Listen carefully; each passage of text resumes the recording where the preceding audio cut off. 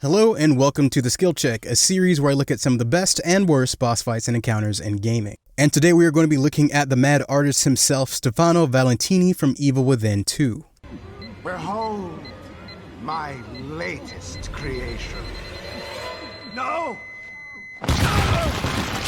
I will be critiquing the boss based on the fight's lore and setup as well as the fight itself. So without further ado, let's get started.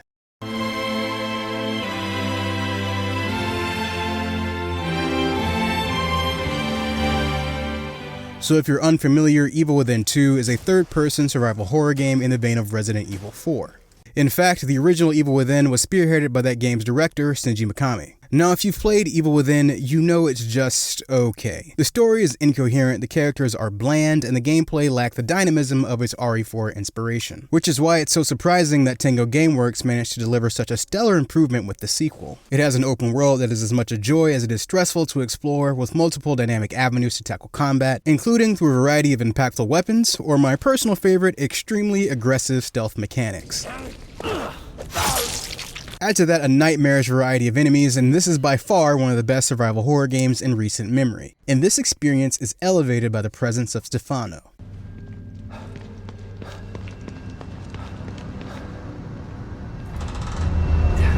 You see, our main protagonist, Sebastian Castellanos, has to enter this Matrix-like virtual reality in order to find his daughter who's been kidnapped by Stefano. However, Stefano possesses the ability to manipulate this reality in a multitude of ways, most often stopping time and a bit to capture people at the moment of their death. I said don't move. Now, let's make some art. He clearly fancies himself as somewhat of an artist, and throughout the first half of the game, you'll come across multiple instances of his art in the form of bodies suspended in the purgatory of their horrifying final moments. He also leaves traps for you in the open world, making his presence feel almost ubiquitous as you explore the environment. And a lot of this is entirely optional, allowing the player to discover in real time the horror behind the man who's holding your daughter hostage. And it's not like you couldn't intuit this naturally as a player when you look at some of the grotesque artwork that lines his mindscape and some of the monstrosities that he has under his command. Which is why it's really disappointing when the game just exposits his backstory and leaves nothing to the imagination.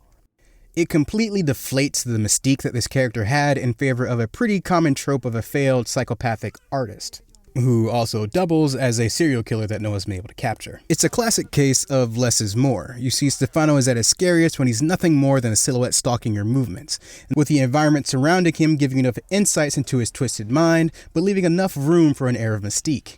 But once that curtain is lifted and you no longer see a malevolent entity, but in its place, a failed psychopathic artist, you lose a lot of that fear factor, and he ends up becoming more pathetic than terrifying. Don't get me wrong, I think that Stefano is the best antagonist in the game, especially compared to what comes later. It's just that they could have made him a much more compelling antagonist by not giving us so much of his backstory. Now, his boss fight is his one chance to reclaim some of the horror you felt in the beginning. But unfortunately, it only serves to deflate his presence even more. His boss fight is incredibly simple. Despite his literal powers over time and space, all you really have to do is watch out for his teleports and make sure you time your shots accordingly. He will sometimes throw out a knife, but again, he is bringing a knife to a literal gunfight, which only serves to make him more vulnerable. The second phase doesn't fare much better. His teleports become more aggressive, but again, as long as you maintain your distance, you should be fine. He also summons these time-frozen explosions, but unless you have a death wish, there is no reason for you to run into them, making them not all that threatening. Shoot him a few more times and the fight is over. Now, I ran this fight 2 times, once on my New Game Plus file and once on my regular file, both times on Nightmare difficulty. And the fight's just easy, almost to the point of being brain dead. I hope this boss fight will be more like Chief Mendez from RE4, where the boss character becomes more terrifying when you fight them. But instead, this boss fight does a real disservice to a really interesting character. But that's okay, because for the short while that you're with him, Stefano is a memorable character, and certainly the best antagonist that the game has to offer. But that will be all for today's skill check. If you haven't played Evil Within 2, I highly suggest you check it out. You can probably get it for cheap right now. Not only will you be treated to a fun antagonist in Stefano, but you'll also be treated to one of the best horror games in the past 5 years. Thanks for watching. This has been Harlan Gaming, out.